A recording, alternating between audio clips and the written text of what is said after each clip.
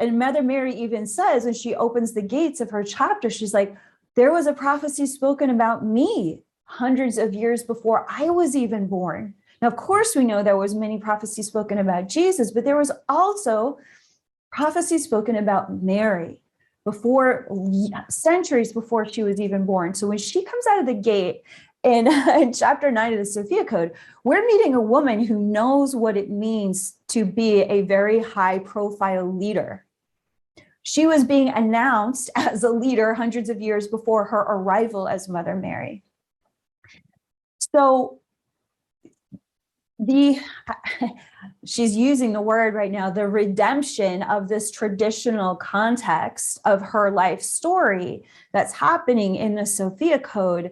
It's a redemption of the divine feminine Christ that was already in this traditional Judeo-Christian lineage. Like the early church was a mystic lineage based on Kabbalistic Hebrew mystic teachings, among other lineages that were coming in from around the world and that they were going out to train in.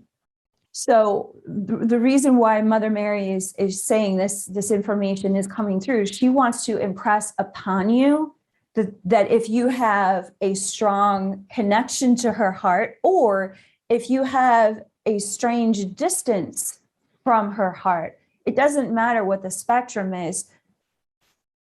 It's all an indication of your very deep connection to her. What's so interesting to me about the Sophia Code cosmology is so many of its concepts came out of that mystic Christian church vocabulary.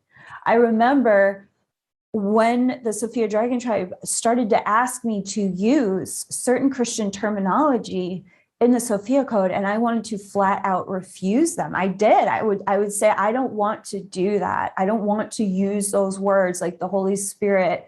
I don't want to use the words like Christ consciousness. Like, it's too controversial. It's too triggering for people. And they said, well, how else will anyone make a parallel understanding that what the early Christian church was writing about is really the only way that many modern people have any context to what it means to be intuitive or psychic, or to receive visions, or to, connect with their guides, like angels are written about in the Bible. He said, this consciousness that Jesus and the Marys embodied is the same consciousness that the Buddha embodied. It's just that consciousness throughout centuries gets expressed and articulated and embodied in unique ways based on what the times are calling for.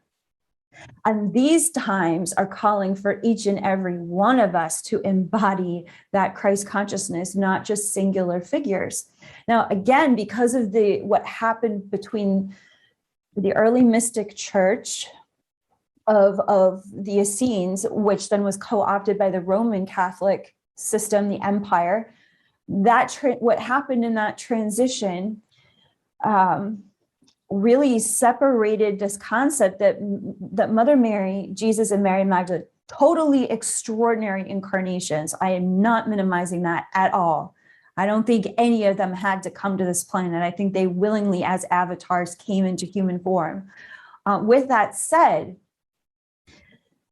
there was an entire community of masters surrounding them that were almost completely written out of their legacy. And so what's so exciting for the Marys and for Jesus and all of the Order of Magdalena is that we have an opportunity with the Sophia Code cosmology, with your Sophia Circle leadership, where we can start to normalize that Christ consciousness and Buddha consciousness is the very fabric of our soul. It exists within the very core of your being, and it exists within every single soul on the planet, no matter how badly they're behaving, no matter how unconscious they may be acting, no matter how out to lunch you may think someone is, that can all be true.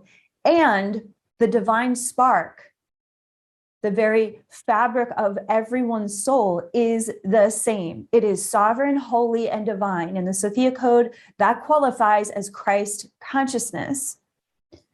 And this whole journey we've been on as a species is the awakening from the slumber, the programming, the viral programming, the lies that we've been taught from the moment we come onto this planet, to forget who we are, to forget the inheritance of our divine genome, the inheritance of our holy divine nature.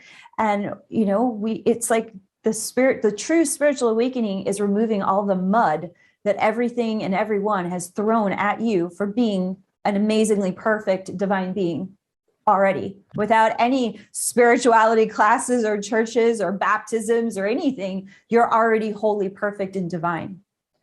So that journey of taking off the masks, the layers that are obstructing your perception of yourself, of your divinity, that's what you're doing on a very accelerated path of awakening with mentors like Mother Mary.